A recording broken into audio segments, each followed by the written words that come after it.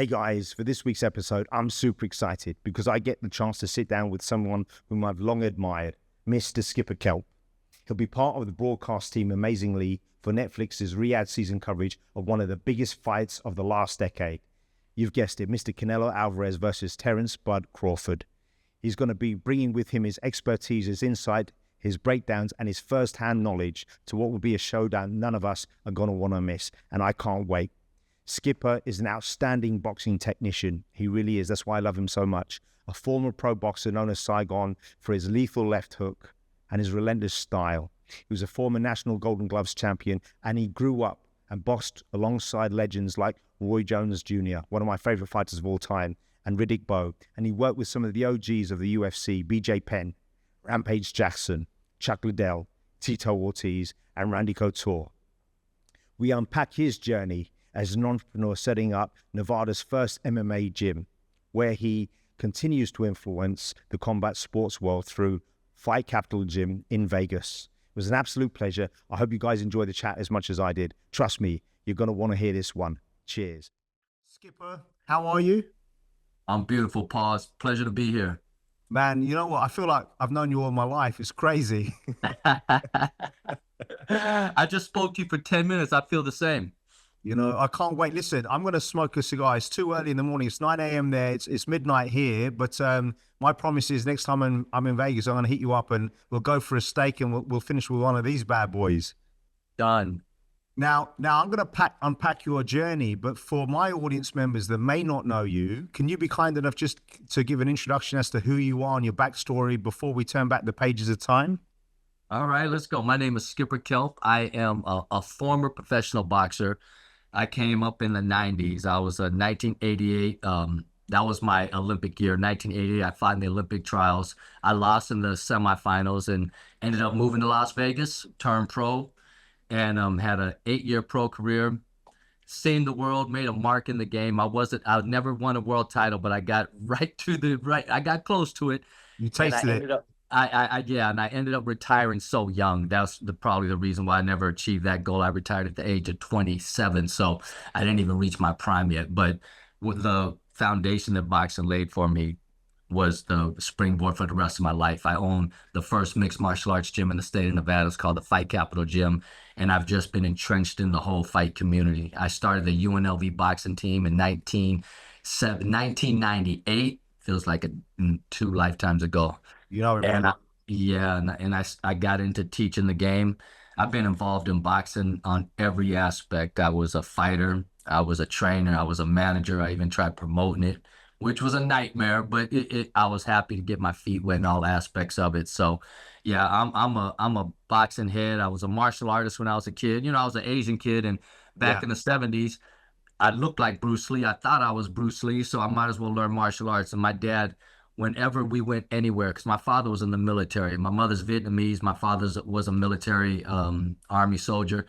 And one thing that my father wanted to instill in me was to be tough, because I was an half Asian kid named Skipper. And I think he named me Skipper for a reason, because at the time, every time we went to a new school, because when you're in the military, I'm jumping all over the place, but I'll kind of give you a brief idea of what it was when I grew up. So I'm an mixed Asian kid.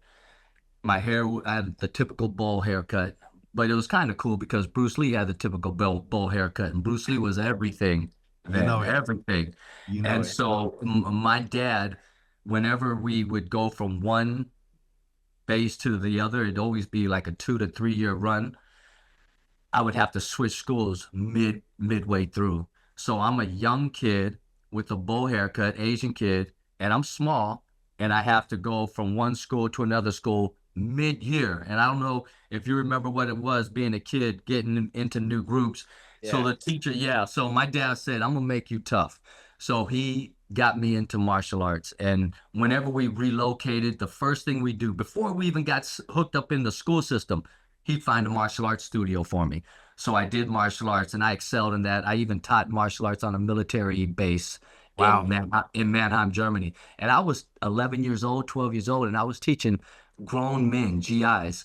And they always thought that I was, young, but around senior college year, but I was You were 11. I was 11. And Crazy. yeah, it was crazy. And then so when I moved, we were in Germany and I taught on the military base there, and I was 11 and 12 years old. My father got shipped to Colorado Springs and he ended up retiring there. And Wow. Oh, that's where you grew up after that. that's why, well, yeah, I consider that my hometown, Colorado Springs. Beautiful. It's And a beautiful place, by the way, right? It's stunning. it's beautiful. Colorado Springs is beautiful. You know, when you talk about nature and the trees and all that, and Colorado Springs is just, that's where my dad retired. And when we moved there, my goal, or my father's goal for me at the time, was to get me into full contact karate. And I Oh, don't know if you really? remember, like PKA or whatever like Of that, because course, that was the bro. one thing. Yeah. And so I had to learn how to box in order to do that. And then I went to the boxing gyms. You know, I was a young black belt, and I've done martial arts for years up until this point. I went into this local boxing gym. It was a Scorpion boxing gym, and there was a bunch of Hispanic kids in the neighborhood in Colorado Springs. And here I am, I'm this black belt, and I'm thinking I can kick, spin around, do kicks as fast as you can punch. They put me in the ring, Bang. and I got my ass beat. I was like, what the fuck is this? That was a reality call, right? Reality caught me. All the movie stuff was out the window, and it hooked me. I said, wow, I got to learn this. But my whole objective at the time was just to learn how to box so I could be a better martial artist. Yeah. Unfortunately, at 12, 13 years old, you couldn't do full contact karate. You had to be 16 years old to do that. And so as I continued to excel in boxing, I had competition. There was goals for me to achieve. I started winning small tournaments, and then the bug hit me. I got hooked, because at that time there wasn't the UFC. You know, That's so what people, I mean, people, you know, our age, our generation, they can't remember what it was like, you know. Yeah. You know, barely would someone do two martial arts, let alone, you know, really mix it up. And when I was a kid, I did judo, I did taekwondo, I did kung fu, karate, you name it. I didn't do Brazilian jiu-jitsu yet, though. It wasn't, well, it wasn't around, right? It wasn't around. You didn't know what it was. Like, what the hell is this? When in the 90s, that's what I was saying, you know? Yeah. But there was no outlet for me in martial arts unless I wanted to be like Billy Blanks or Jean-Claude Van Damme, you know what I mean? Making B-rated movies. If I was Jean-Claude, that'd been awesome, but B-rated movies wasn't necessarily my calling, I think. Billy Blanks just won a point contact karate competition over the weekend, I think it was. He's 72 or something. Say what you want about Billy Blanks. That was a bad boy, man. In his world of point karate, and he was a bad boy. Yeah, he was in tremendous shape. And actually, I don't know a lot of people remember this. Van Damme, it was AWOL in the UK, or Lionheart, or absent without leave, whatever, full contact. But there's a scene, Billy Blanks is in that movie. Okay. And there's a scene where they're on their Legionnaires, and Van Damme does this amazing move, and he ends up stabbing someone in the hand. I don't even remember it. And I was thinking, actually, Van Damme surrounded himself with some killers, because he had, what's his name? Alexis. What's that guy? Alexis. Dennis Alexio. Dennis Alexio in kickboxing. That nasty axe kick. He was a great athlete, right? Yeah. Superb athlete, and he was legit. So you got to hand it to. I grew up with Van Damme, so I fell in love with his early moves. I was very impressionable at 12, 13, 14. Yeah, there you go. I love this story. But you know what's talking about Bruce Lee? I don't know if you know this. You probably know this, but he was a quarter German. I didn't know that for a long time. I found that out recently. A lot of people don't know that. Mm-hmm. And 2 years ago, I think it was the 50th anniversary of Enter the Dragon. And and it came out at the one cinema for one night. And I took my son to go and watch it, because I never had the opportunity to watch it on the big screen. Have you ever watched it on the big screen? I've never watched Enter the Dragon on the big screen. Let me tell you something. I was transfixed. I can't even imagine watching it. Obviously it came out before he died. Right. So after he died, but I was watching him on the big screen, and I thought, this guy is godly, because he was so charismatic. Yeah, he was. And if you were, I mean, he appealed to everyone, especially of minorities. But if you were Asian and you saw Bruce Lee, you're fucking walking out of there kicking the shit out of someone on the way home, right? Well, we were talking about it earlier. Like back in the 70s, the depiction of Asian men was very weak, and it wasn't masculine. It was denigrating. Yeah. Bruce Lee changed that. He turned 100%. the perception of Asian men into killers. 100%. And me growing up having to jump from school to school mid-season, mid-year, that was the best thing that ever happened to me. And it didn't hurt with getting dates either. I perpetuated that whole Bruce Lee role. Listen, if you've got the lyrics, you've got the looks, and then you got the kicks, then it's a done deal, bro. It's a wrap. I love it. Now, before we get started about your life and your career, I just want to congratulate you because you've been named one of the, I think it's the 9 people involved in the broadcast for arguably the biggest fight of the decade, Canelo versus Crawford. Congrats, bro. That's huge. Yeah, I appreciate it. It is huge, and I'm really looking forward to it, and I'm getting my feet wet in the whole broadcasting world. You know, I've been in boxing my whole life and combat sports my whole life, so this just seemed like the natural progression for me, and you know, I'm fortunate to be in this position, and I get to play the coach's role, so I'm going to be breaking down what's happening in the corner, and I'll be doing the unofficial scores. So really. Yeah, half the world's gonna love me, half the world's gonna hate me, depending on who I pick for that round. So I'm just gonna try to come in with an open mind, and you gotta be objective. You just gotta be objective, right? Objective. I'm gonna watch. I've been knowing that I've been scoring. I'm gonna be doing the scoring. I've been watching fights now with a different eye, and it's really different when you're watching the fight to actually score it, as opposed to critiquing styles, techniques, or just watching as a fan. And it changes your perspective a little bit, but you really lock in. And I'm just gonna block out, put my blinders on, and lock in. You know, now we had CompuBox, and now we're having AI, and it's what used to make me laugh in the amateurs is, you know, you'd have to have 3 judges back in the day pressing a button. It was disgusting. I left amateur boxing right when that transition happened. It was crazy. And then on top of that, you got 70-year-olds that don't have the if you're gonna score like that, you need a bunch of teenagers who play video games. Man, it was the worst thing ever. I don't know about you, but I won knockouts where in theory I didn't score a point. Yeah, no, it's crazy. How can you have? It's ludicrous. You have 2 fighters, they fight 3 rounds, and there's no way 3 punches land. It's impossible. Yeah. But they got rid of that garbage, I hope. Well, so tell me what's happening. So how are you involved in the broadcast? Like, where are you going to be physically sat? Where does your journey begin and end with it? Because this is the first time for you in this. Yeah, well, I did one other broadcast before, and it was actually a Callum Walsh fight, who's the co-main event fight, Fernando Vargas Jr. That's going to be a big fight, man. That's a fun fight. The winner of that fight catapults, and they're they'll be in a position for a world title. But I did a Callum Walsh fight in Ireland. I want to say it was a year ago. I'm half Irish, bro. Did you go? Did you go to Ireland? I went. It was incredible. It was great. I'm sure the crowd was kicking off. The crowd was crazy. I've never seen anything like it before. You guys in Ireland are different, man. After Callum Walsh won, you would think he lost. Beers started raining through the arena. I was sitting ringside. Callum Walsh won the fight. He didn't even lose. Then you just seen a beer fly in the ring, and then just hundreds of beers started showering the place. It was actually pretty cool. Well, listen, sorry to interrupt you, but I took my son, he was only 11, I took him to the McGregor Khabib fight, and I knew it was going to kick off. And I'm half Irish, and Irishmen are tough, but they were all absolutely tanked, and all the Russians, they all know Sambo, they've not been drinking. It's going to go bad. Paul, Khabib and 20 of his crew would run through any town and literally take over if they wanted to. Though that's a crew you don't want to mess with. Yeah, I planned. And they don't drink, so they're not that's drunk. My point. They don't drink. They're sober. Yeah. Everyone's slipping on their own piss. But tell me, so where does the journey begin and end then? Because I'm so intrigued about this. Yeah, so I did. I'm good friends with Dana White, and Dana has given me this opportunity, right? And I didn't know that. That's amazing. Yeah. Fantastic.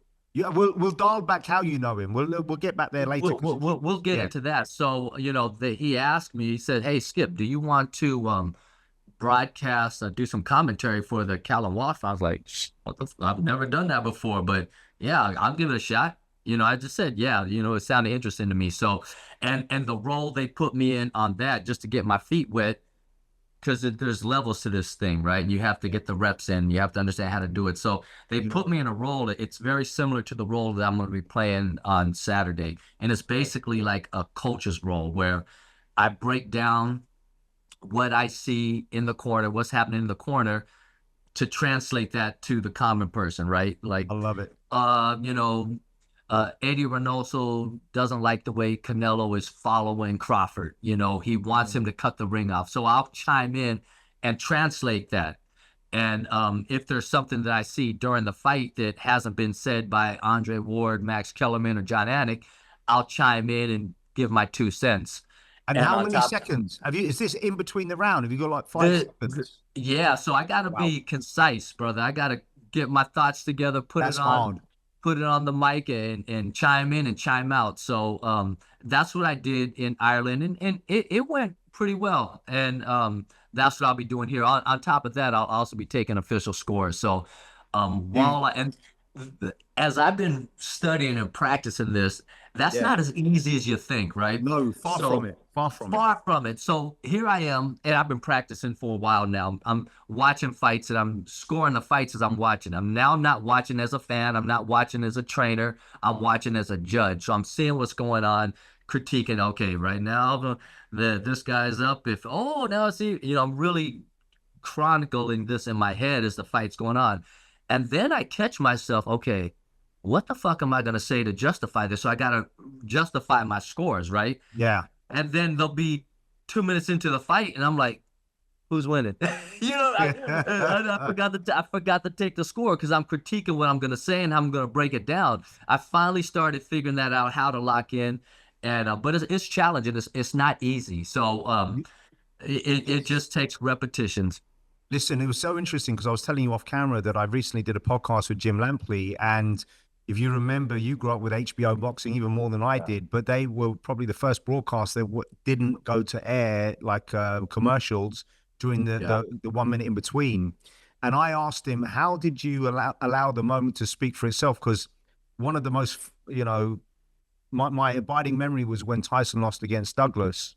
And I asked him, where did you get the wisdom and the peace to let the moment speak for itself and not be too excited? And he said he got that from Jack Nicholson. So Jack Nicholson's a great friend of his. And Jack Nicholson had struggled in his career. And he said his breakout movie, he just learned to put a few things on it and basically don't overact, and that's what he became very well known for. Because we all think about it when we're watching the fights. If you're not, you're screaming, you're saying, "Come on, motherfucker, let's go!" Right? Yeah, exactly. It's different. You're gonna have to be cool, and don't drink, obviously. Until brother, I'm not gonna drink. I'm gonna fast. trust me. I'm coming in laser sharp. I'm not gonna eat for 3 days before I step in that arena, man. I love it. Yeah. Well, you know what? You've got the deep resonance on the voice. You've got a great voice. Oh, thanks, Paul. Well, and listen, you're the second sexiest guy on this podcast right now, so you're locked in, bro. You're ready to rock and roll, right? I'll take that. So where's mum from in Vietnam? From Saigon originally, or because you got a name, bro? Yeah, so I actually got Saigon tattooed on my arm. I get joked about that all the time. But yeah, my fight name was Saigon Skipper Kelp. There's a lot of my friends that know me from boxing. They don't even call me Skip. They call me Saigon. It's like, oh. Yeah, when I hear Saigon, I answer to that. Well, you do straight away. So have you been back? Have you spent some time in Vietnam? No, I haven't been back, and that's what I want to do. Yeah, my mother went back. This is a crazy story. My mother went back last year, and she went with my sister, and she wanted to go see her sister, her younger sister. Yeah, and she went back for 2 months.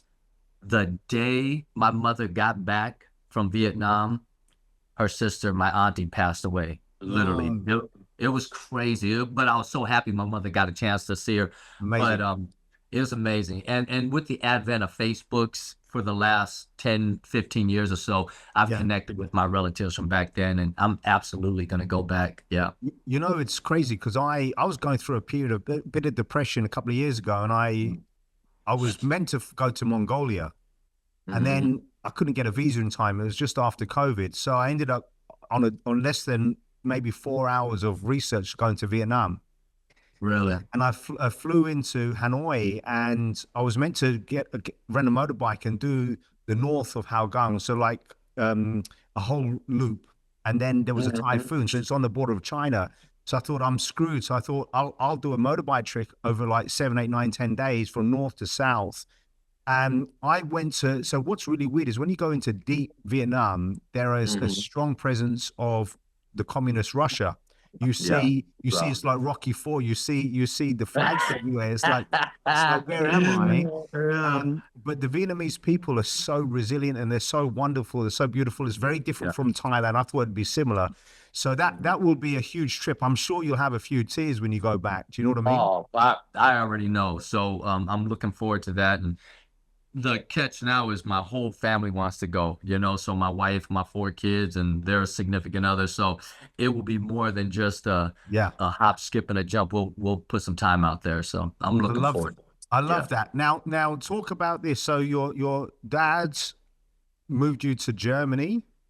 How old were you? My father was in the military, as I stated earlier, and so he fought in the Vietnam War. That's where he met my mother, and then after the war, he came back here. So my mother and my 2 sisters, who none of us spoke English, had to navigate from Vietnam back to the United States. And when my mom and dad tell that story, it's a miracle that we actually got here. So then when we got here, my father was stationed in Arizona. So we lived in Arizona for 3 years. Then he gets stationed to Colorado for 2-3 years, in Texas. And then after that, we got shipped to Germany. So that was the overseas trip. And in Germany, that's when I started teaching martial arts. And that's when my martial arts really took off, when I started winning European championships and whatnot. And then he got shipped back to Colorado Springs. And that's when I kind of put my feet in the ground and started my boxing career and kind of established my identity. I love that. And then in terms of when you were coming through doing martial arts, which one did you fall in love with the most? I'm curious. I'll say Taekwondo. You like the kicks? I was a kicker. Taekwondo. That's the discipline that I taught in Germany, and then I wanted to really get my hands right, because I could throw my hands for someone who didn't know how to box, but as soon as I got in, threw my hands with some boxers, I was like, whoo, it's a game changer. It's different. I got to learn that. But I will say this, the one thing I did have that martial arts gave me from the time because I was doing martial arts as long as I can remember. There's not a memory in my mind that I wasn't doing martial arts. I can't go back far enough in my head that I wasn't doing martial arts. And one thing I will say, martial arts, my dad did the old school shit with me. Like I was, doing knuckle push-ups on the cement. I was standing in plank positions. And so I was small, but I was strong as shit. I was always the strongest kid in school. I was always, proportionally, I was stronger than anyone. But I was stronger pound for pound. Bigger, pound for pound.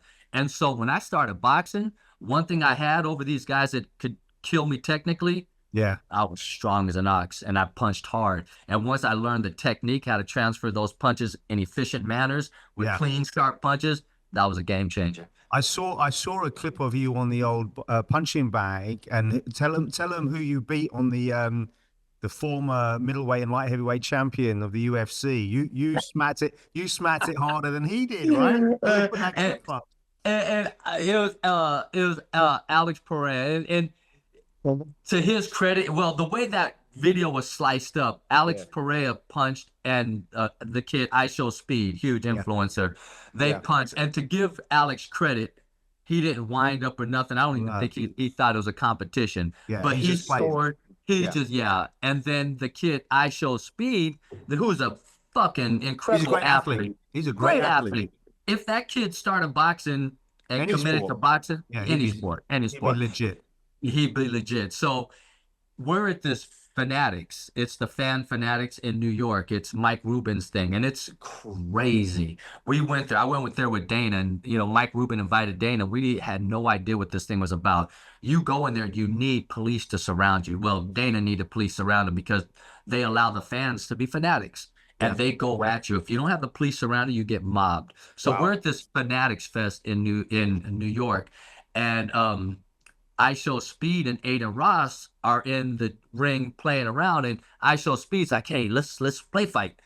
I Show Speed fucks Aiden Ross up, like slams him and chokes him out, and I don't think Aiden expected that. I don't think he expected that.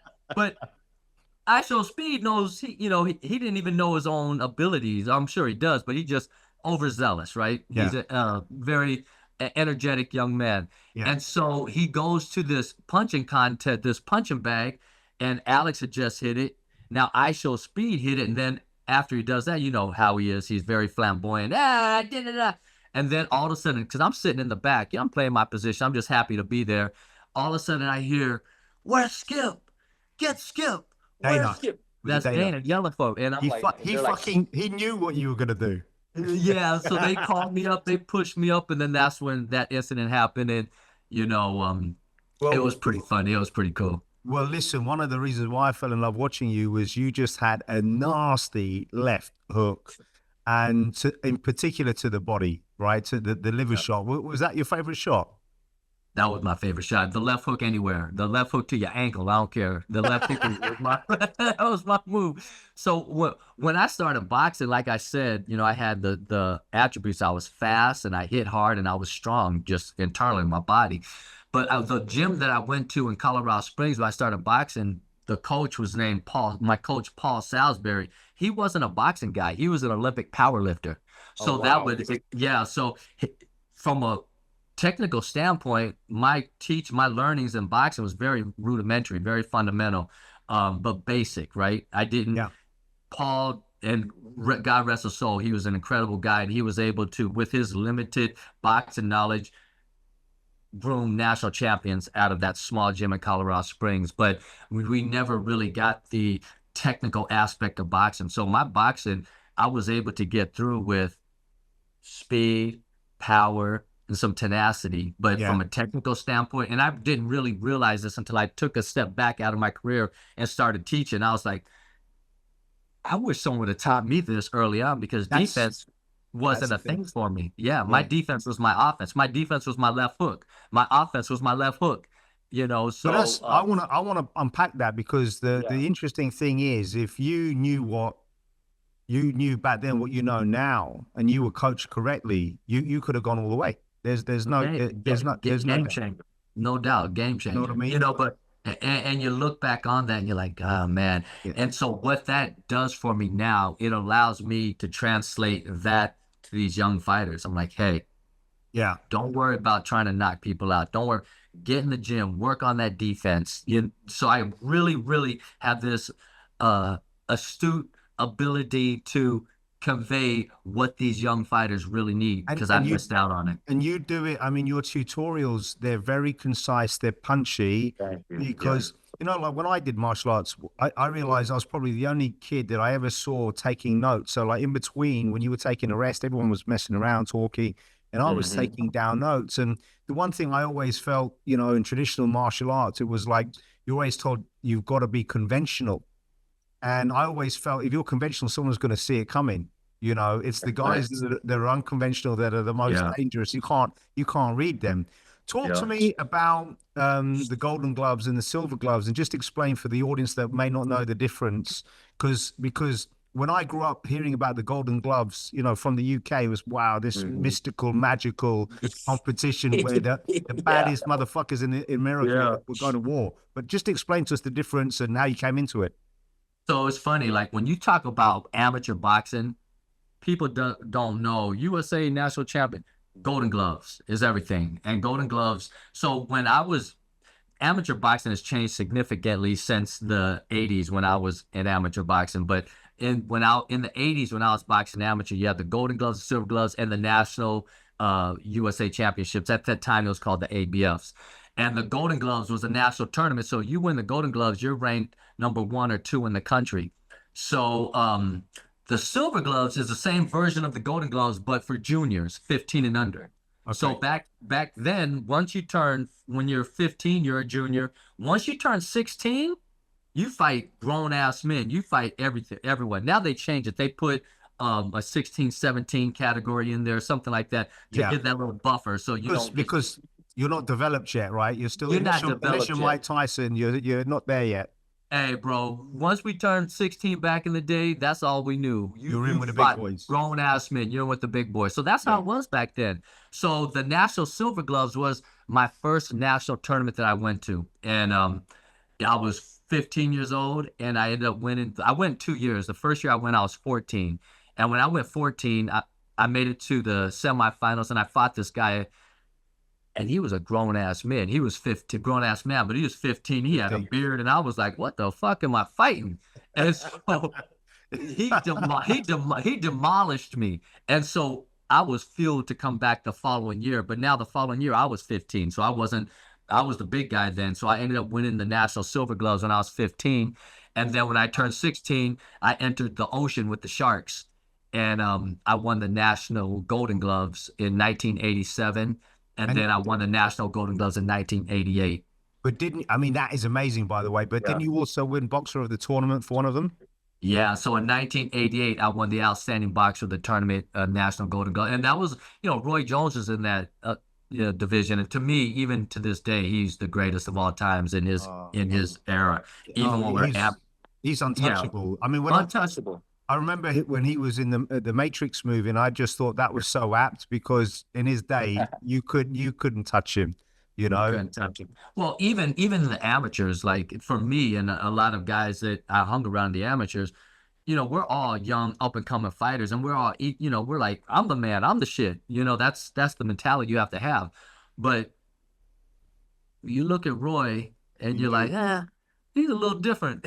I'm the shit. I'm the shit. Yeah. But he's just a little different.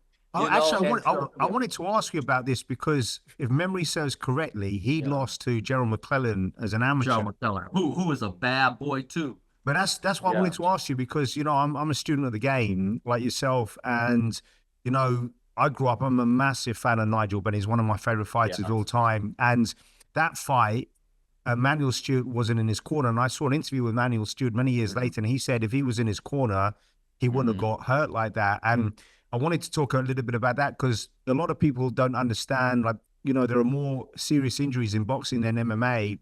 And I feel it's at middleweight and below because dehydration. So it takes, I was explaining to my son the other day, it normally takes 24 hours for the body to rehydrate, but 48 hours at least for the brain to rehydrate.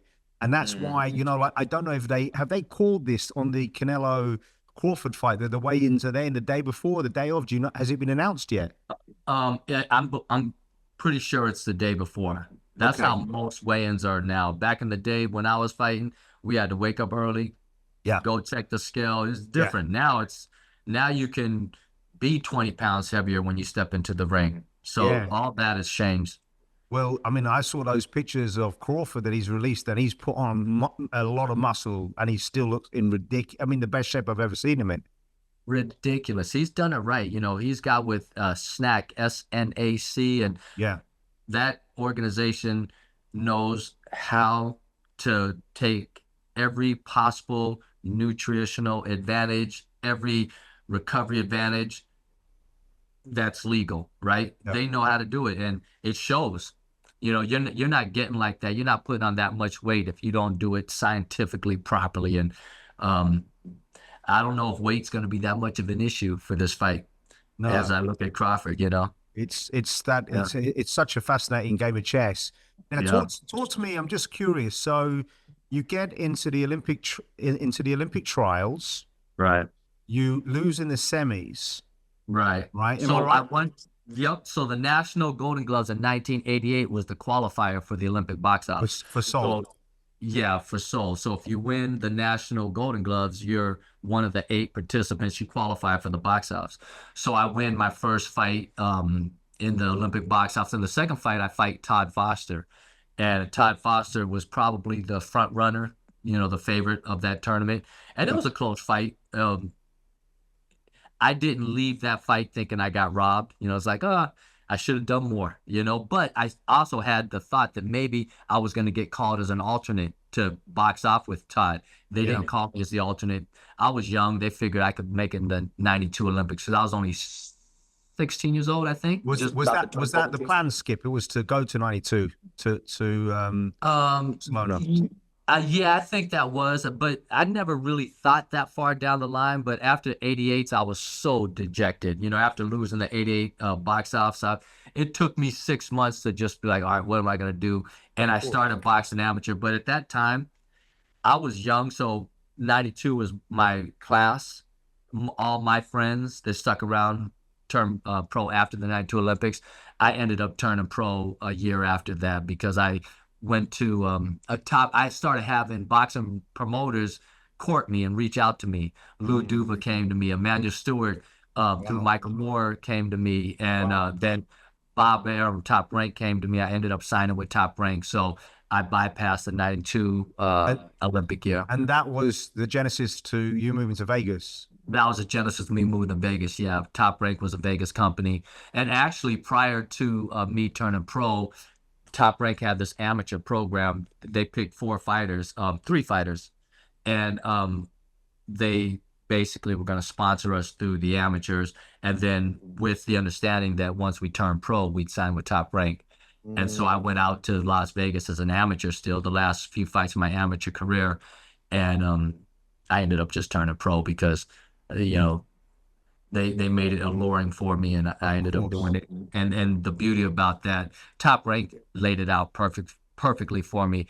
You know, I was the A side. They grew me growing up. So there was I didn't win a world title, but it wasn't from lack of positioning. You know, I had every opportunity to be a world champion. It just didn't happen. I'm curious to ask you, because I've seen so many different documentaries. I mean, so many top flight fighters came through that gym, and there were wars. Did you find that you had, you know, we would say beat the granny out of each other in sparring, like you probably left more in the ring in sparring than you should have done, probably looking back. Oh, that was my style, right? I told you my trainer didn't have the boxing IQ to really teach us defense. So when we trained at the Top Rank gym, and you talk about it was killer's row at Top Rank gym, every sparring session was a fight. And, you know, my ego got the best of me because that's all I knew. That's the only style I knew. So whenever there was a sparring session at Top Rank gym and I was in it, the ring would just, you know, fill up. And then that just even fed to my ego, like, I'm going to fuck this guy up in the sparring. This is the dumbest mentality, right? But you don't know what you don't know.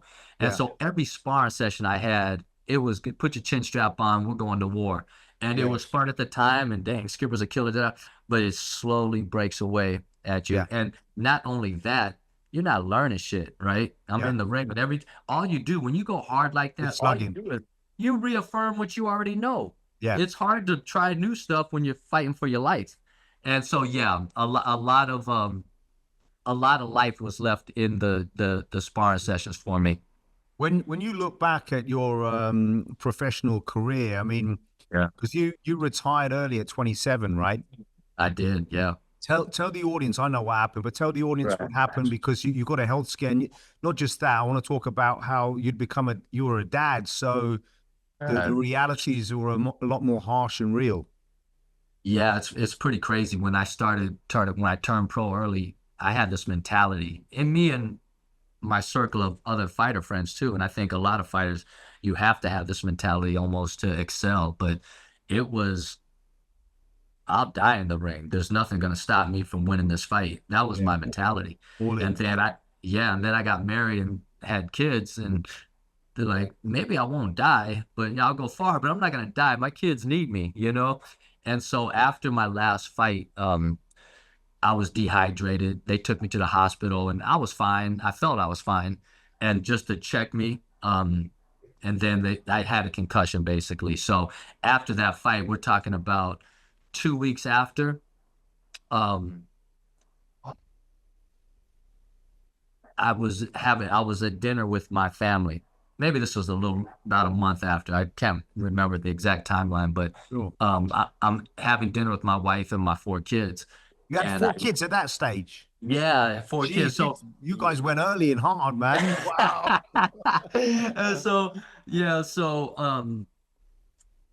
Well, I'm having dinner, and we're at this barbecue rib place, and I'm feeling fine, but I lost my peripherals. Like, it literally just went, and I saw this was all black right here.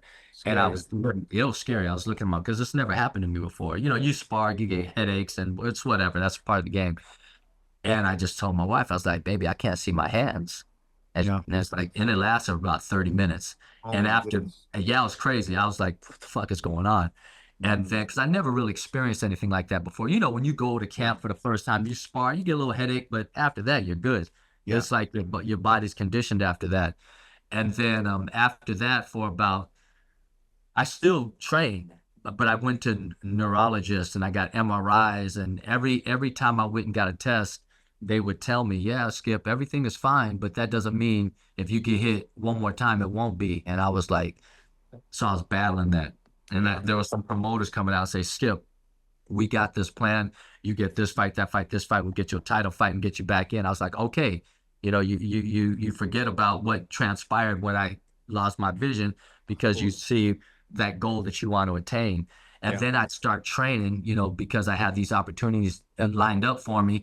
And every time after I would train, I'd leave the gym and I'd say, do I have a headache? Yeah. No, I'm good. I'm good. No, do I have a headache? No, fuck that. I'm good. And then just once that weighs on your mind, that doubt sets in, right? That's a wrap. That's a wrap. I knew at that point I wasn't willing to die in a fight, and I didn't want to end up without my faculties when I'm 54 years old. So it's a tough thing, because you do boxing, that's all you know. You're You put your whole life towards it. your whole life, and you this is what you envision for yourself moving forward. And then on top of that, I didn't have a job. I never worked a day in my life. Everything I did was boxing or karate or whatever. So your whole identity was you laced up the gloves to make a living, right? Exactly. Not only my identity, my livelihood, right? Yeah. So I got 4 kids and a wife, and it's like, okay, now what the fuck you gonna do? And that alone will entice people to stay in the fight game too long, because you don't know, and it's tough to go out there and survive in the world and start something. So right from the jump, I was fortunate, because when I was training in Las Vegas, there was this gym in Las Vegas called the Sporting House. And the Sporting House that's where Mike Tyson, when you'd see Mike Tyson ride the bicycle at full speed for an hour long. Yeah, so, and one thing about the Sporting House, it was a hub for a lot of business people. So like the who's who in the business world in Vegas back in the day would be at the Sporting House. And so, they knew I was a fighter, and they'd network with me, and I started training people. And I was training executives, and that just spawned into me opening my gym, starting the UNLV boxing team, and creating an identity beyond me as a fighter. It became me as the businessman, as a gym owner, as the boxing guru. No, I want to unlock that whole journey, because my podcast is about careers. But actually, I just wanted to touch upon this, because a lot of young fighters, it's something that they have to think about, obviously. And do you know who Tony Jeffries is? He is a former. Yeah, I don't know him, but I see he's big on the social media market for boxing. He's doing an amazing job, but he's put a bit of a spotlight, and I think he's gone into the hyperbaric chamber, and he's trying to reverse some of these ailments, because the reality is you only know what the residual damage is much later on, and at that point it's too late. So I think like now, that's the thing that kind of upsets me with taking away the hydration by having the drip and this, that, and the other. You want to equip the fighters so that they can go to battle, but come out as unscathed as possible. But let's dial it back. So at this point, you've stopped. Now you met John Lewis. Is that how it came about? So John Lewis and we met in 1995 or 96, but this was like in 93 is when Royce Gracie shocked the world and introduced Brazilian Jiu-Jitsu to the mainstream. And I was fascinated, because I was a martial artist. We're all hooked, right? We're all hooked. Like, how is this even possible? And I was just enthralled by it. And I was here in Vegas, and I said, I need to learn jiu-jitsu. There's something I need to learn. But I was still boxing at the time. I didn't retire from boxing yet. So I ended up, by chance, met John Lewis. And at the time, he was the only jiu-jitsu guy in town, and John is respected and American black belt and through Gene LaBelle. And John was incredible. Yeah. He had a gym in town. So I went to visit his gym. And as I met him, he said, he heard about me, because Vegas was small then, especially the fight community, and boxers were very prominent because that's all they really had. So John heard about me, so we started talking. I said, hey, I want to learn jiu-jitsu, and he was doing MMA, so he needed to get his hands right. So we basically traded out. I was teaching him boxing, and then he was teaching me jiu-jitsu. Then it got to a point where he was competing more, so I trained less in jiu-jitsu and more in training him. And then we partnered up and opened a gym. Well, he already had the gym, but it was just jiu-jitsu. But as mixed martial arts started getting more prominent, we opened up the striking aspect of J-Sec Jiu-Jitsu, which was John Lewis' version of jiu-jitsu. And then time went on, we had the gym. It was the first mixed martial arts gym in the state of Nevada. And then John had other opportunities because John was an entrepreneur, the nightclubs, movies, acting. So he was going to move the works. Yeah. And he's a hustler. John's a leader in every aspect. You throw him in the middle of the desert, he's going to lead the lizards to something. You know what I mean? I love that. Yeah. So he went to California. But if you think about it, Skip, if you go back and you think now what MMA has become, it's crazy. Talk about some of the guys that came through your gym, especially in the early days, because again, those that haven't been to Fight Capital, they don't know, right? Just talk us through the who's who that have trained in your gym. So when I talk about Fight Capital being the first mix, J-Sec turned into Fight Capital, and when it was J-Sec, it was the first mixed martial arts gym in the state of Nevada. There was no other. There wasn't Extreme Couture, this, that, and the other. There was just J-Sec.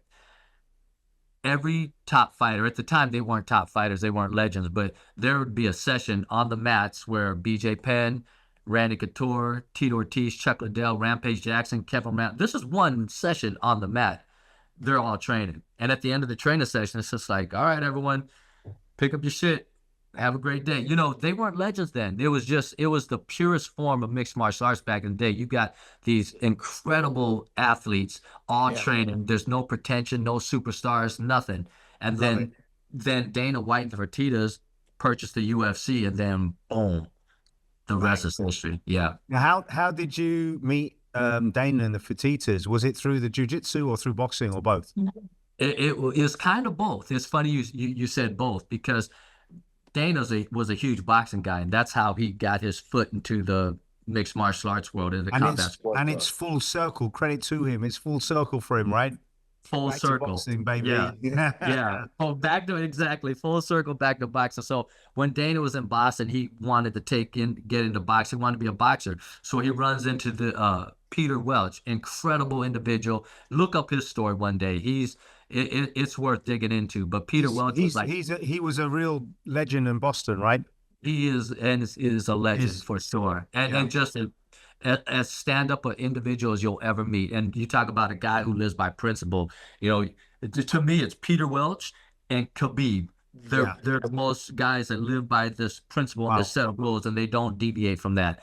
And it's very admirable. But Dana reached out to Peter Welch, and Peter started teaching Dana boxing. And these are Dana's own words here. He wanted to box, but he just wasn't good at it, right?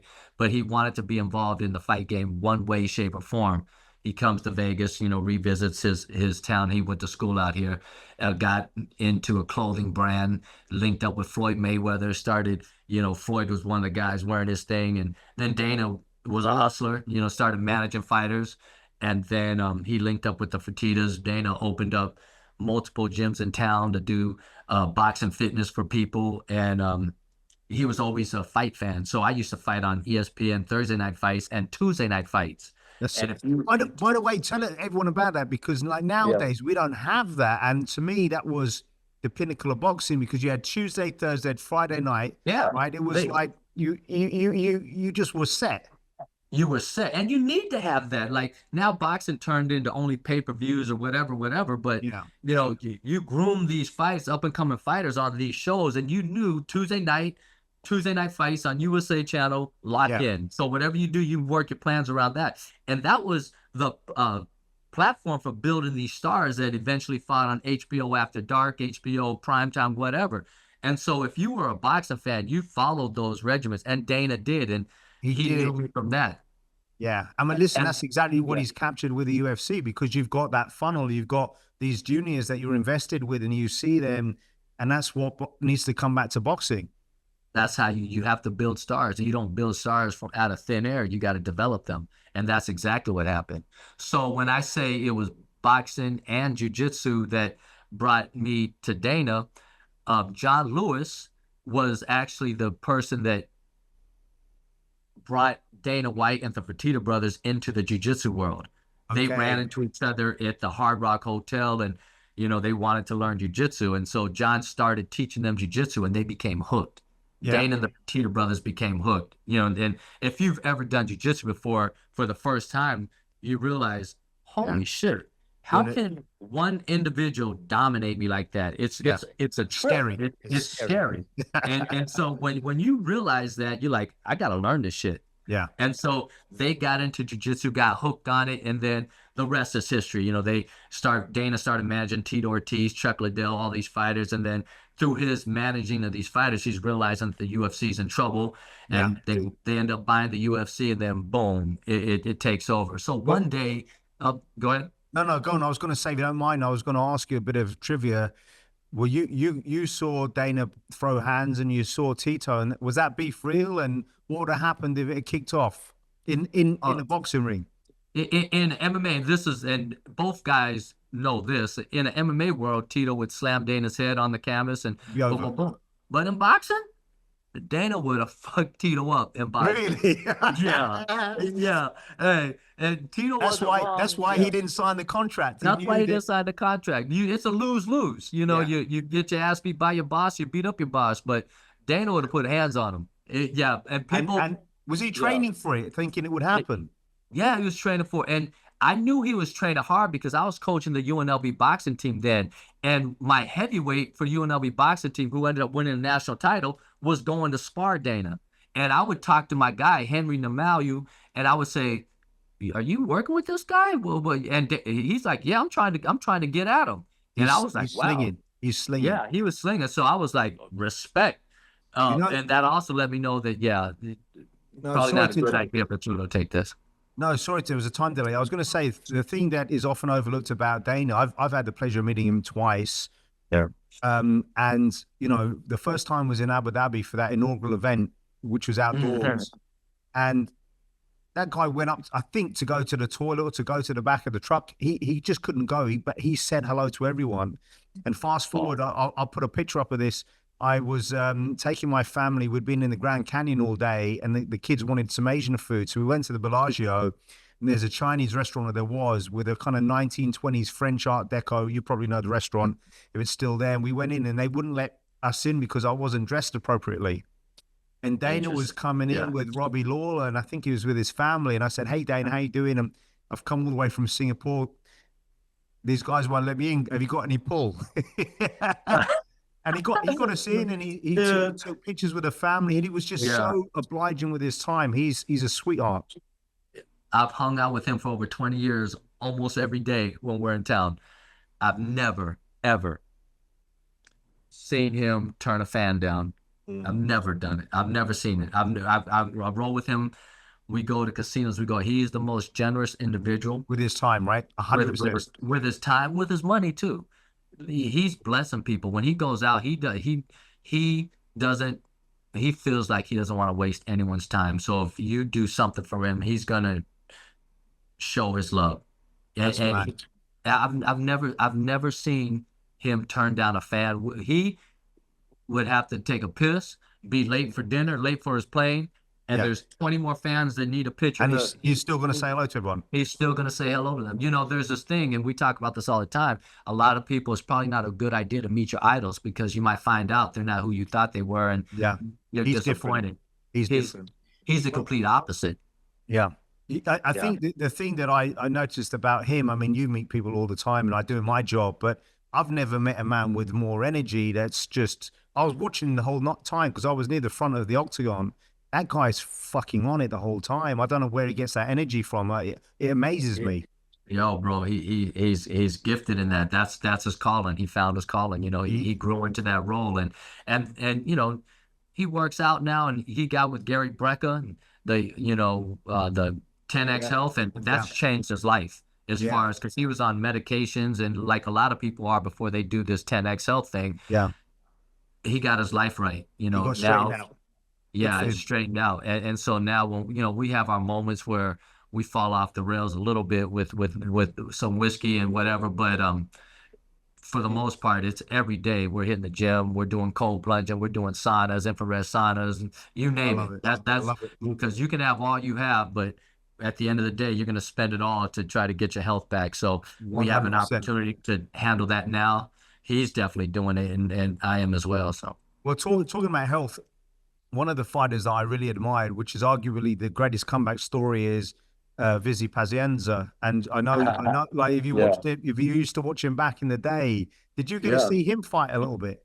Yeah. Well, shoot, that was the whole Tuesday night fights thing. They chronicled this whole thing with the broken neck and, and just watching him. That was like a modern day Rocky, right? Vinny Pazienza has a broken neck and he's surviving. They had these clips on USA with his neck thing and he's getting back in shape, getting for his fight. And yeah, Vinny Pazienza is like the average man's tale to success, right? In the fight game. Well, very inspirational. But when he's so inspirational, but when he got called up to fight Roy Jones, I thought, oh man, no. That's just two different universes of skills, right? And Roger Mayweather said it the best. Roger Mayweather spoke about Vinny Pazienza and said, he can't fight, but he don't know it.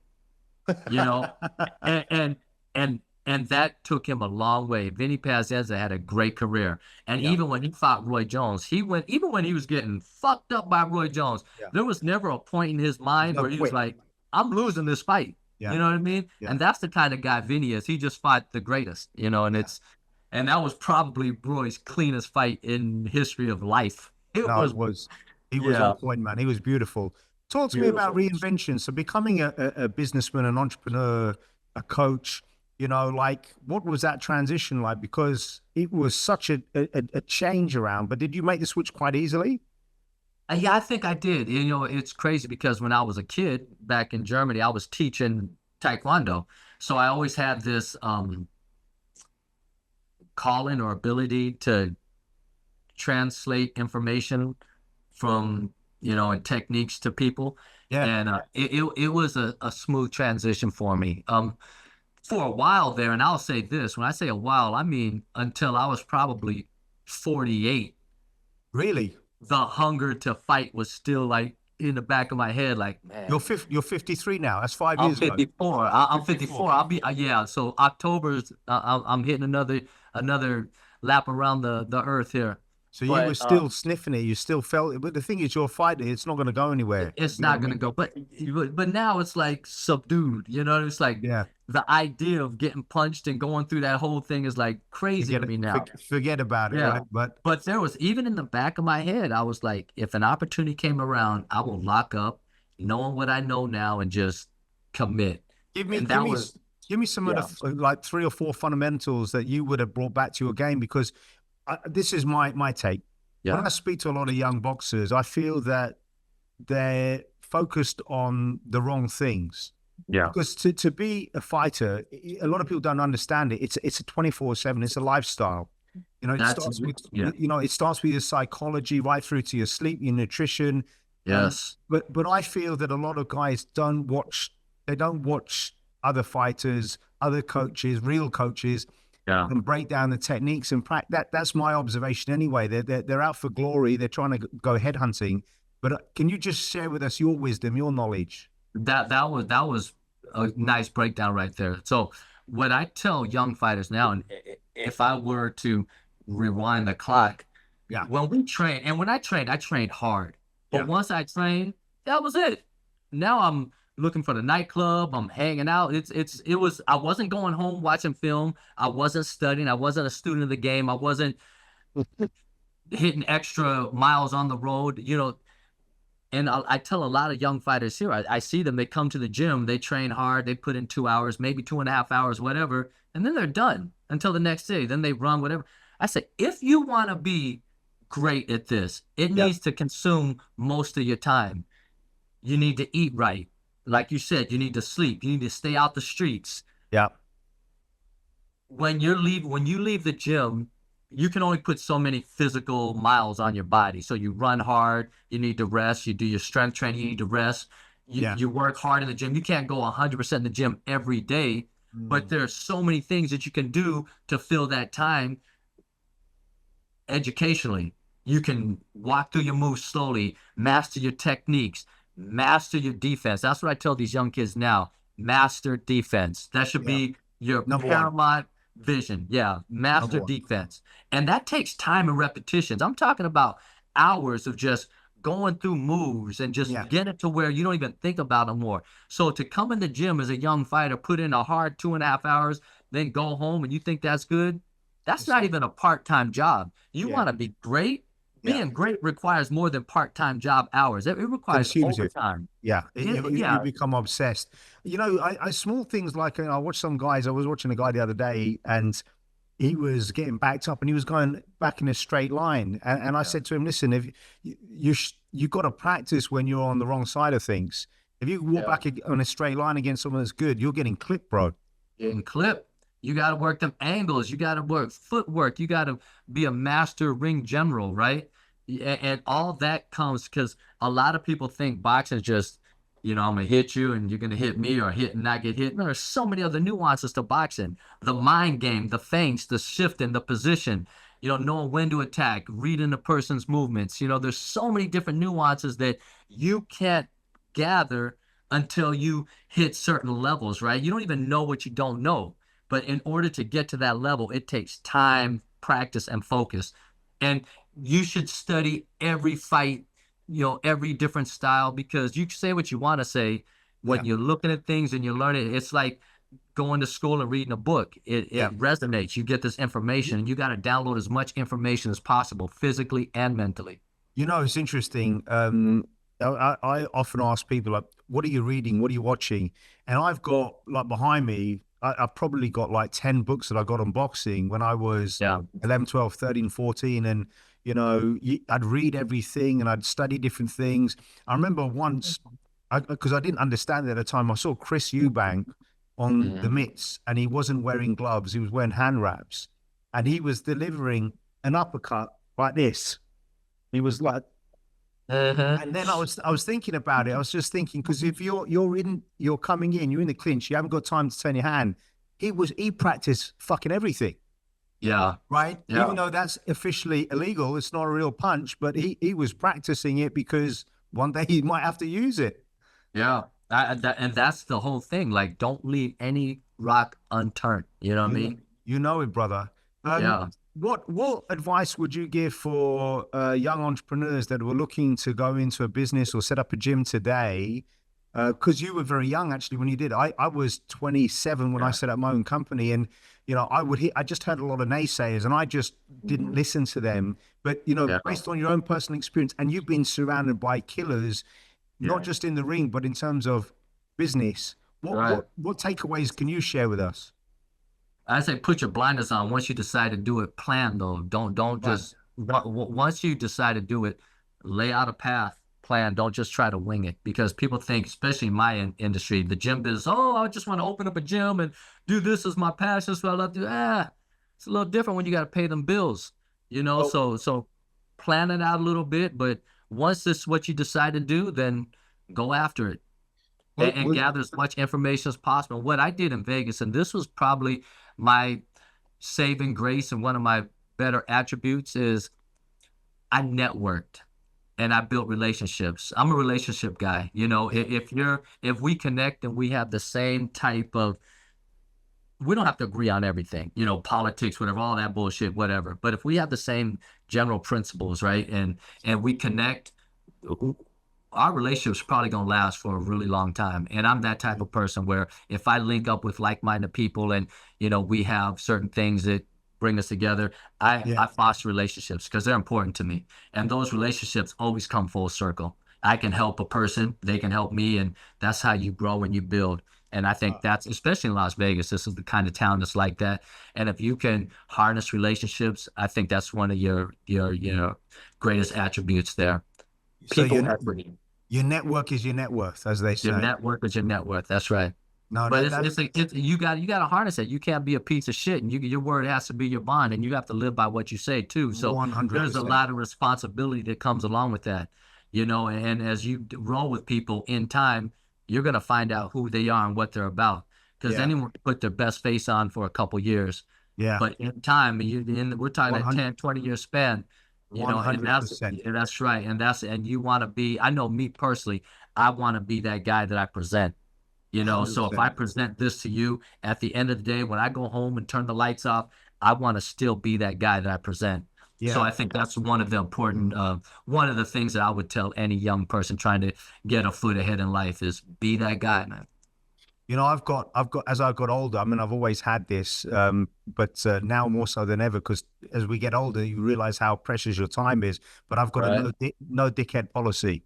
You know, Amen to that, bro. Yeah. you speak to someone, you know, listen, this person's poisonous, just give them a wide berth. And one of the things I wanted to ask you about, because I've studied this a lot, so I'm naturally an introvert.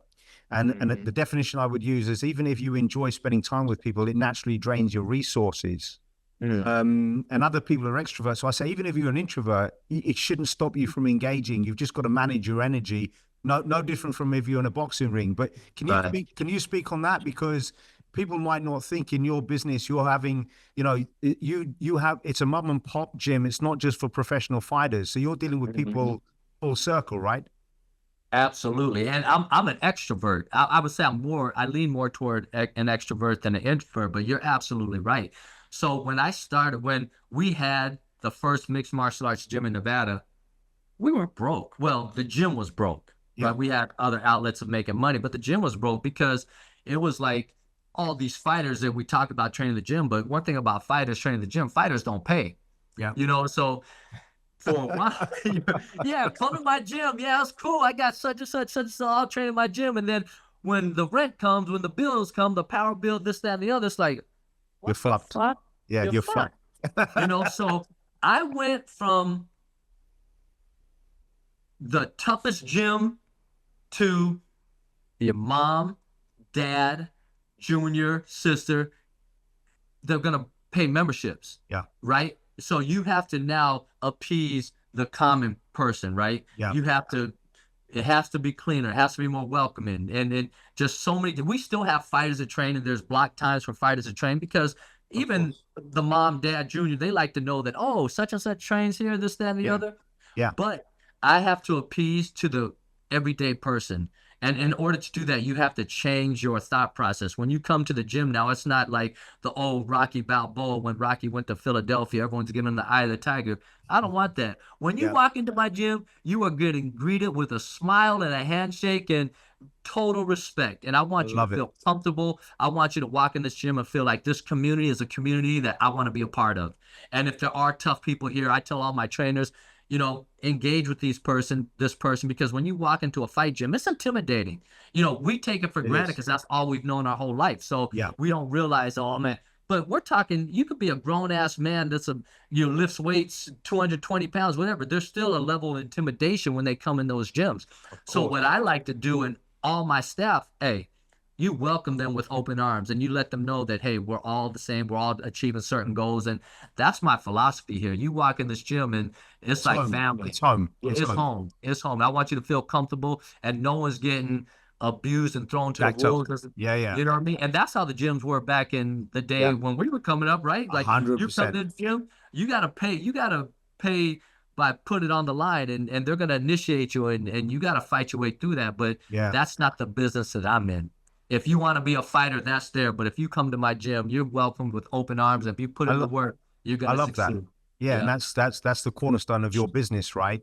Talk to me about your new endeavors. So talk to me about the vitamin business.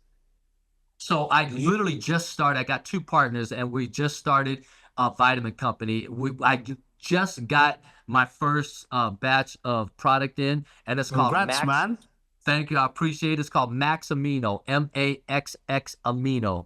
Great Max name. Amino. And our first product is a creatine. And it's as pure, it's Crea Pure. It's the purest form of creatine you can have. And the thing that got us into creatine is because we take it and we love it. But creatine is the most studied supplement there is. Yeah. So they're finding out now that creatine is good for men, women, and children, because it doesn't just make you bigger and stronger and pump more oxygen in your veins, whatever. It's cognitive. Yeah. So as we get older, I know, when you get beyond the 50 range, you start thinking about, man, I don't want to lose my my mind here. So all these things that can enhance cognitive development, I'm with it. And creatine does that. So that's exciting for me. It's exciting for me. Congratulations. So when are you going to market with that? So we're going to markets probably really close around this fight. Yeah. Perfect timing, brother. Perfect timing. Now, creatine's an interesting one. One of my best friends growing up was a gymnast. He was a 2-time Commonwealth gold medalist and worked in Cirque du Soleil for 15 years. And, he was trained by, I think, Russian coaches, but they, when he was in school, they were taking creatine and, I didn't know what it was, but I mean, those gymnasts are ridiculous athletes, right? And, so it clearly worked. I'm just curious, how do you balance the contrast between coach entrepreneurialism and what you're doing on the charity side? Because one of the things that you do that I love so much is you're trying to help the next generation of kids. And as you know, a lot of kids up and coming, they don't have money. Talk to me about your programs, because I think this is an amazing way that you're giving back and a lot of people can learn from it. So I have the Fighting for the Future Foundation. And as far as balancing, it's pretty easy because everything I do kind of falls in the umbrella of sports, combat sports, right? The vitamins, the health and wellness, the gym, the boxing, mixed martial arts, and the Fighting for the Future Foundation. So where my gym is located right now, they would call it, I guess you could say, distressed neighborhood. A lot of kids don't have resources and ability, and there's a lot of gangs, and it's easy for kids in this area to go south. The wrong direction. The wrong direction. So what we have is, when I said our gym, I had to stop giving free memberships to fighters and started doing a membership-based thing.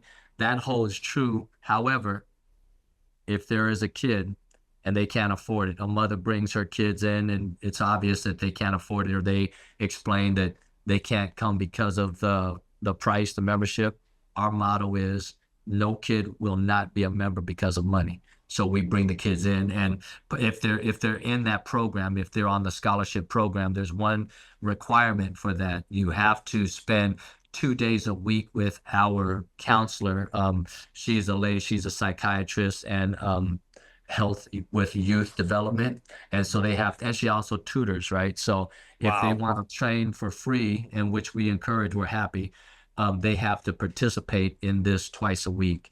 And it teaches them, how to set goals and, how to cope with stressors at school, at home. If they have issues at home, we'll help, try to reach out and figure things out for them. So that is the most rewarding thing that I'm involved with right now. That is amazing. I mean, that to me is you're going to help save some lives and set people on the right path. And it'll be years from now, it'll be interesting because one of these kids is going to come up to you and say, Skipper, look what I'm doing now. We've already had that. Yeah, it's great. It's incredible. It really is. And just to see some of these kids, and they've come from rough situations, and just to watch their development, and it gets to the point where they never want to leave the gym. And as this program grows, and obviously I want to do so much more to reach them beyond the gym, right? Yeah. So, it's a growing process. So. Can you share with me, both from a fighting perspective and from a business perspective, about mentality? Because I think mental fortitude, grit, determination, but a lot of young fighters don't think it's okay to even think or say out loud that they're scared. And I'll share with you my own journey with my son. Maybe a few years ago, he's 18 now. He told me he was afraid. And I realized I'd been lying to myself forever, because I used to think I fucking love confrontation. I love a scrap. And the truth is, we're all afraid, right? We're all afraid. But I really couldn't acknowledge it. And it's a paradigm shift in the way that I think and I parent.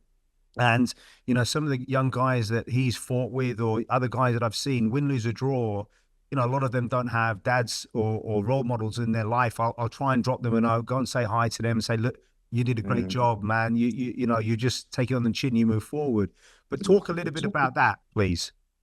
No, I think that's a great point. I think you have to embrace reality, right? Because one thing about the ring or the cage, it's the truth is going to be exposed. right? You can hide your fears all you want. You can hide the fact that you didn't do your role work, but you told your trainer you did. At the end of the day, when you get into the ring or the cage, all that shit's going to filter up, and then the truth is going to be known. And so when it comes to fear, you have to embrace that fear, and you don't deny it, you channel it, right? Yeah. You take that fear and you absorb it, you internalize it, and then you turn that fear into productivity, into aggression, into composure, into digging down deep. You have to do that. You have to embrace. And there's a thing that is a dangerous thing with young fighters, right? To totally and constantly put these high hopes on them and expectations. They have to hit some blocks where there is failure,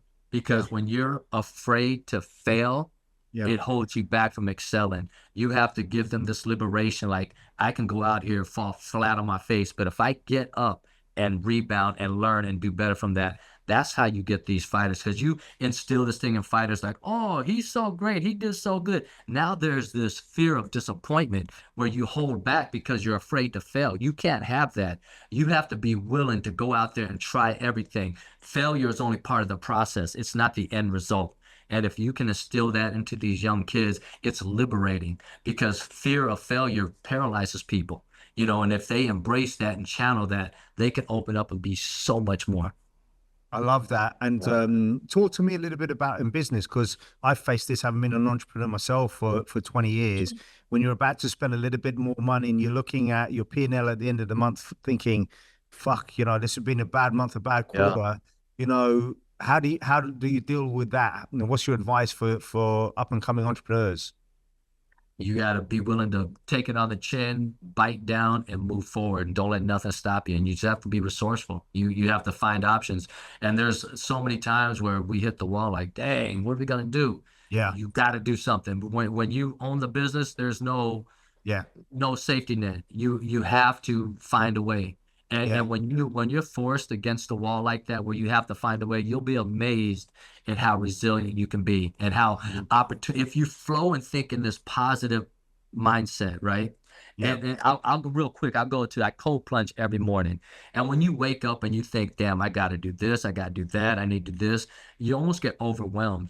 After I cold plunge, I get into that cold water. And when I come out of that cold water, it's a mind shift. Now I go from this problem, that problem, this problem to, I'm going to do this solution, that solution, this game plan. So it's a complete shift of your paradigm and thought, right?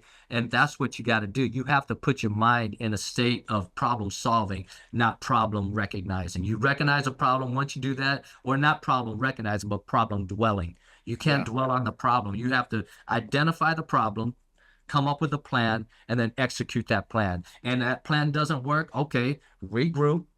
Why didn't that plan work? What did I do? Let's do this. And keep doing that until you find something that works. Because if you stop, the buck ends with you when you're an entrepreneur. There's no, no one to bail you out, and no other people. The buck ends with you. The buck stops with you. So you have to continually think of ways to get better and problem solve. You know what you've just said there, it sounds very simple, but clarity, because as a business owner, everything becomes overwhelming. And and especially you're father of 4, I'm father of 3. It's like it's never ending. Do you know what I mean? But one of my favorite sayings, well, there's 2. One is from an old Van Damme movie. It's not a saying, but it's the name of the movie. No retreat, no surrender. No retreat, no surrender. That's right. You know what I mean? And you're right. And the other saying that, well, that's not a saying, but it's how I do anything is how I do everything. And someone said to me, Paul, why do you still work out so hard, work out in the morning? And I said, my mom and dad are dead now, but I imagine they're watching me. And I always want my son, my dad say, my son, my boy's doing it. And then I also want the kids, because just through me leading an example, they'll see me doing it. Now, they won't recognize really what that means today, right? But they will do, and it's contagious, right? And I just believe in energy. So if you lead from the front, other people will see it. What I wanted to ask with you, so if people want to connect with you, because I want to wrap it up, I want to ask you some rapid fire questions, but if people want to connect with you, I'll put all the links in the details. But what's the best way? My Instagram at Skipper Kelp. Okay. The fightcapital.com website. You got the shirt on? I got the shirt on. Yeah. I need Fightcapital.com. Skip, you got to save me one of those when I'm next in town, bro. Say less. Brilliant. Now I've got some rapid fire questions. Okay. Number one, what's the best steak place in Vegas? Because when I'm going over there, we're going for a steak. I know it's but I need to know, bro. Honestly, I can't just say one because I feel like I'm good. Give me a handful. I don't care, man. I'll give you a handful. I'll give you a handful. Prime Steakhouse in Bellagio. Yeah. This is off the strip, but it's great, man. There's two off the strip. One in Durango Station is called Nico's. Okay. One in Red Rock Station called T-Bones. Okay. And then in Circa, Barry Steakhouse. Okay. And then there's the last one. It's a hidden gem. It's in the South Point. Okay. And the South Point's like a locals casino, but it's probably one of the nicest ones as far as elegant, right? And you kind of got to dress up for it. Michael's Steakhouse inside South Point. Oh yeah, I've been there. Yeah, yeah. And then, a great one. Yes, and then SW in the Win is pretty damn good too. But yeah, if you can go to those, and you'll never be disappointed. Any one of them. What about I'll tell you where I went for a bit of nostalgia. I took the family and I had a great night, mainly because I was like I'm a massive movie fan, and I love the old days. But Golden Steer, I had a great night there. I was gonna throw Golden Steer in there. Golden Steer, they've done a revitalization of their energy. They started posting on Instagram saying, "This is the oldest steakhouse." You can't get into Golden Steer now. You try to get into Golden Steer. I booked out early, and what happened was, let me tell you about customer service. So my wife wasn't drinking, obviously the kids weren't drinking, and I had a bottle of wine. But I was having such a fucking good time. I wanted to get another bottle. And the guy could tell I wanted another bottle of wine. And he said, "No, you get another bottle of wine, we'll just pack it to go so you can bring it home with you." And I thought, in my entire life, I've never been in a restaurant, because he makes money from the tip on top of that. Yeah. But I just thought, that was brilliant. So listen, but you got to give me one. If I'm in town, where are we going? One, we're going for a good night. And we want to have a few good drinks. We want a nice vibe. But where are we going to go? Let's say Prime. Okay. Prime. I went to Prime. I actually went to Prime and once. The only thing that put me off, I had to wait forever. Right. Then go to Barry's. Okay. Barry's. You know what I mean? It's in Circa. Okay. I will check that out. Okay. Yeah. So you ready? I'm going to put you on the spot. Growing up to today, who are your top 5 favorite boxers of all time to watch? Roy Jones, Marvin Hagler. Yes. Sugar Ray Leonard, Ali, and Tyson. All right, now I'm going to fuck you up with this one. All right. Of the famous four, the fabulous four, right? Taking Hearns, Leonard, and Hagler. Yeah. Taking everything into consideration. Yeah. Who was the best 1, 2, 3, 4? So I'm a Hagler guy. So so am I. Hence the hairstyle or that thereof. Yeah. But when I really think about it, when I've read about Ray Leonard and what he was doing, he's kind of like John Jones. He was a wild man, but Hagler was he was tough, wasn't he? He was tough, and it's almost unfair for Roberto Duran, because Roberto Duran is much smaller. I think he's a lightweight, and as a lightweight, he's as good as they come. You know what I mean? In my favorite lightweights is probably him and Pernell Whitaker. Yeah. Roberto Duran, so it's almost unfair. Duran would be the 4th on this list, but he's a lightweight. Yeah, so pound for pound. Pound for pound. So I would go Hagler, Leonard, Hearns, Duran. Yeah, but those guys, you flip a coin, no one's gonna win 4 out of 4. No, I've done the maths. I'll have to put it up. I think between them collectively, I could be wrong. I think they fought 9 times, but Leonard fought the most because he was the draw. He was the draw. He was the big draw. Who was the toughest opponent you ever faced? Amateurs or pros? Well, I would say this. Probably the one I got beat up the worst as a pro was Bronco McCart. You know, we're friends now, and so I would probably have to say that one, right? The toughest one is the one that put it on you the worst. So I'd say him. Okay, top 5 MMA guys of all time. Oh, Your favorite, your top guys. My favorite, Khabib. You got to put John Jones in there. Yeah. Max Holloway. I'm a fan of Max Holloway. How could you not be? How could you not be? That knockout of Gaethje, I lost my voice for like 48 hours. I was like, crazy. He's a savage. He's a savage, man. He's a savage. There's so many. What's holding me back now is to say one without saying the other. But give me a couple more, man. I'm just B.J.Penn, B.J.Penn was one of my guys. And then I would say, I'll go with GSP.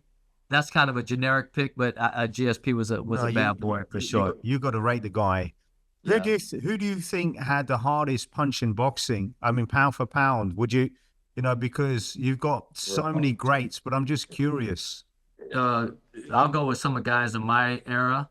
Julian Jackson. Wow. Gerald McCullough had a who do you think? Because when they fought, it was just a pick 'em fight. But I think Gerald probably had a better chin. He was losing that fight from memory. He was losing it, right? Incredible. Yeah, he was. And then he landed that right hand. It was a wrap. So you put those two.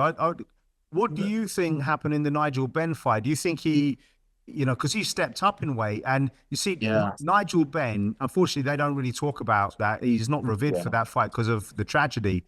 Right. But I'm a Nigel Benn guy, and, I remember him saying they fucking brought him over here to knock me out, Yeah, they did. And he was, he's a mini Mike Tyson, and only one guy in the British press had Nigel winning. But the fact that Nigel came back after that first round, because if that fight was in Detroit, it would have got stopped in the first round. It'd have been over. The history would have changed completely. But it was the right call was made because Nigel came back and won that fight. But that was a freaking war, man. It's so unfortunate that fight can't be celebrated for what it was worth because of the outcome.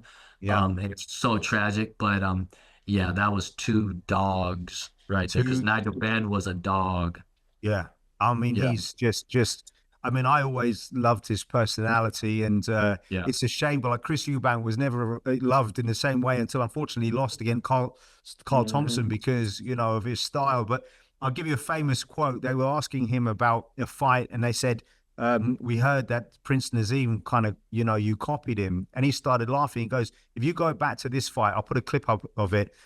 Is in an interview, and he said, if you go back and if you look at the beginning of the round, you'll see a very young Prince Nazim watching the fight, and he's a kid.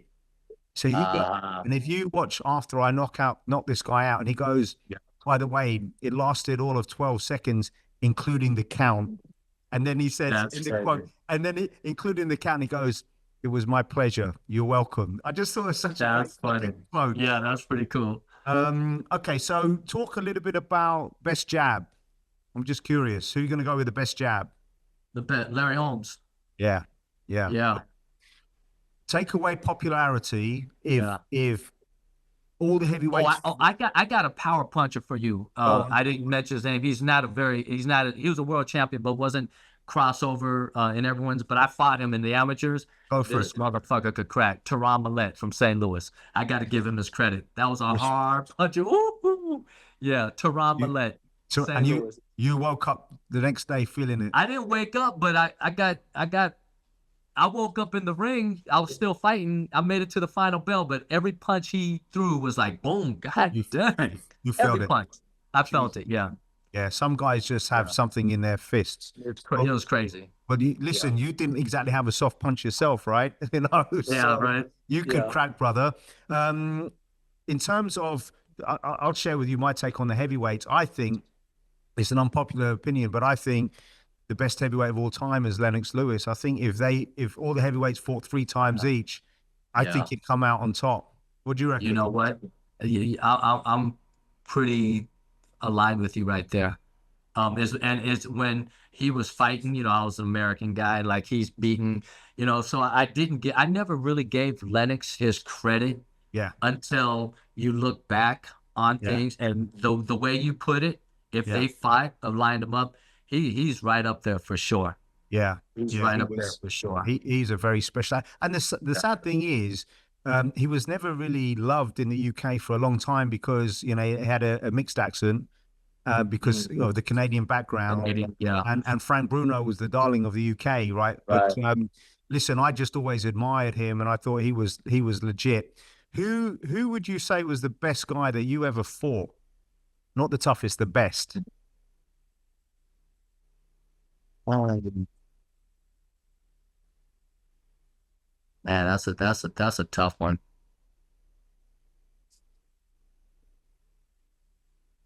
I fought Chris Bird in the amateurs. Did you? When I fought, Did you? Yeah. We're 139. He beat me in a 4-1 split decision. You remember? And that was the first time I really got into someone that had that slick shit. You know what I mean? Yeah. I'll say that was the craftiest guy I ever stepped into the ring with. Toughest guy. I'm going to go Holyfield. When I look at, you know, his heart condition, what he went through, my favorite fight maybe of all time, just in terms of anticipation, was Tyson Holyfield 1. And there was it's either in the 5th or the 6th round, Tyson hits him a body punch and an uppercut. I'm going to play the clip when we release this podcast, and he almost lifts Holyfield off the floor. And Holyfield, you can't see Holyfield's face, but you see Tyson's, and it's like, oh fuck, I've just hit him with everything. Yeah. And there's a bit where Holyfield hits him to the gut, and it lifts Tyson off his feet, and Tyson takes it in, and he realizes in that moment he's in trouble. Because I watched that fight so many times. I watched it in slow motion, and Mike Tyson is my favorite fight of all time, bro. Yeah, to watch. He's right up there with me too. Yeah, it's just pure excitement. But that night, I think he's the toughest. Who are you going to go with? If you built a fighter, the heart goes to Holyfield.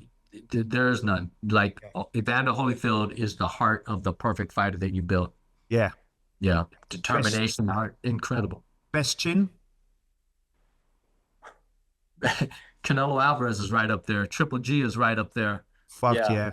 And the proof of that fight is when they fought each other. Yeah. Because they both landed bricks clean to each other. And not only did they not go down or get dazed, their eyes never lost focus. You know what I mean? Because you look at someone's eye and they get hit, and it's like the eyes never lost focus. It's different. Their resiliency, their chins are next level. Well, that apparently Hagler's right up there too. He's really up there. Yeah. I remember when he beat Alan Minter in the UK. I mean, I didn't watch it live. I was too young, but you know, the crowd were throwing fucking everything into the ring afterwards, which was horrific, right? Well, it was horrific. But who would you say had the best ring IQ? Oh, man. Floyd Mayweather's right up there with that. For sure. You know, in and out of the ring. Do you know what I mean? Yeah. No. He's one of the few fighters who actually beat boxing, if that makes any sense.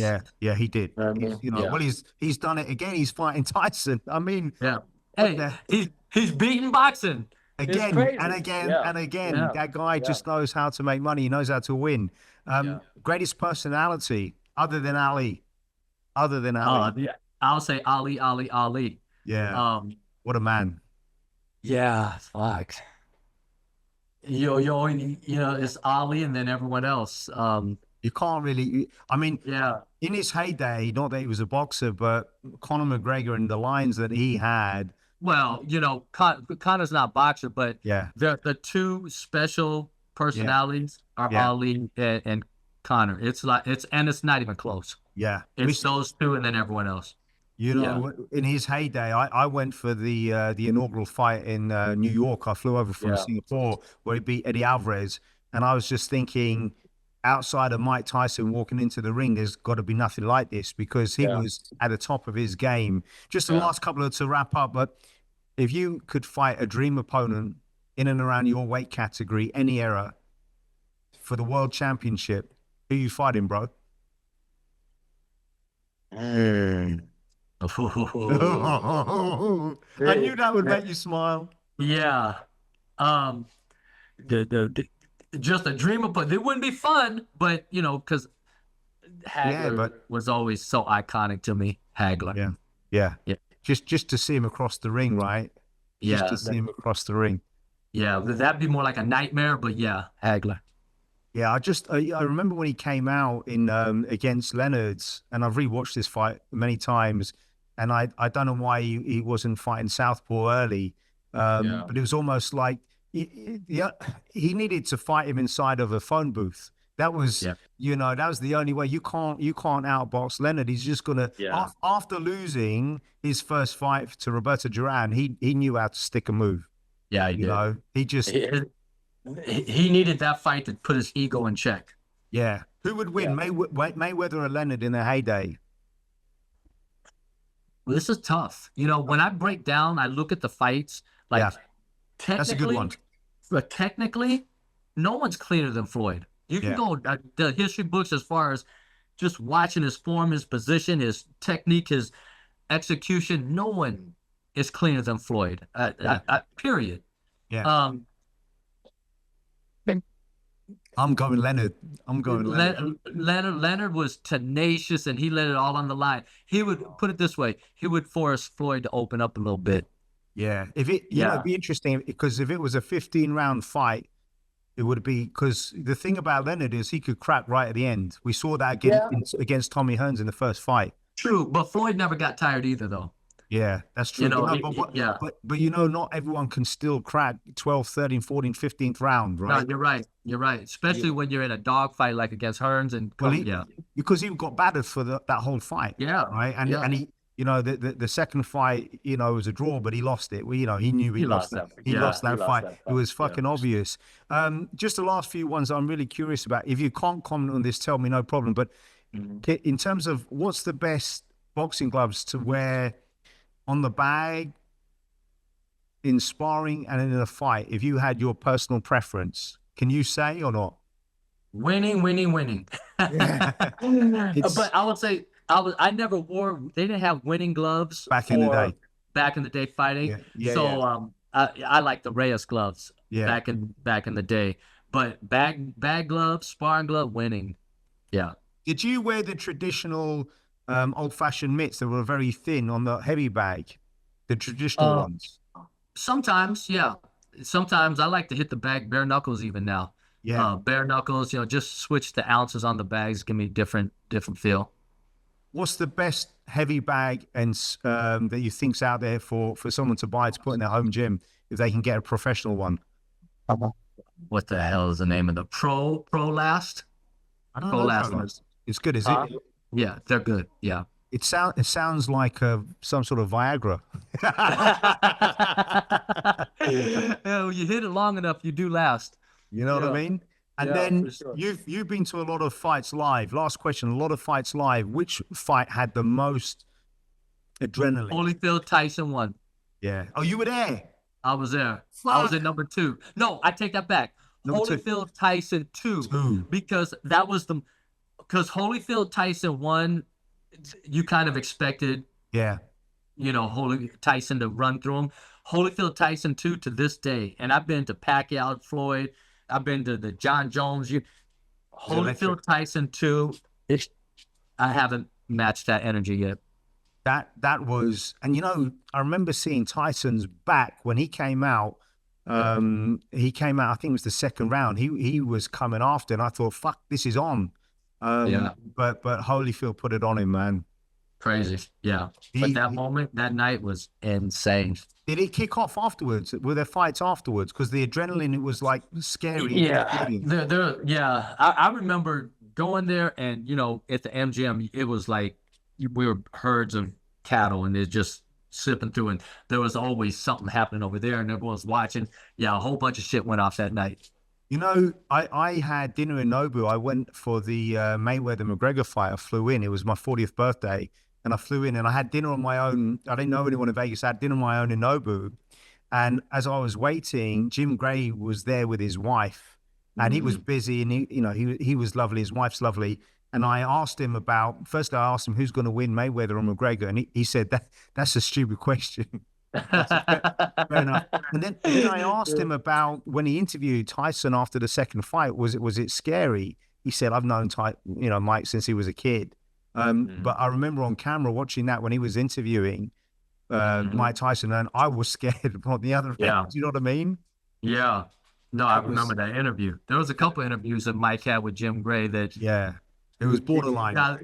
Borderline, like security. You know what I mean? Get me out of here. Well, Skipper, listen, I can't thank you enough. I've been such a long admirer of yours. I appreciate you, Paul. Thank you. No, man, and I'm so glad that you've got this great opportunity, and it coincides with the vitamin business. It's going to be huge, man. Thank you. I appreciate you. What are you wearing on fight night? Have you decided? Well, so today I got a meeting. Actually, I got a meeting at 11:30 with production, and I submitted my suit. I got a black suit, but we may have to get tuxedo. So if that's the case, then I got to run and get me a tuxedo. Mate, listen, you got to go. Like, in the immortal image of Jim Lampley and all those guys, you've got to. It's a black tie event, bro. Hey, then tuxedo it is. Yeah, I love it, man. Well, listen, good luck. Thank you. Thank you, Paul. I appreciate it, brother. And we'll stay in touch, and I'll talk to you soon. Absolutely. Thanks, Skipper. All right. Have a good one, Paul.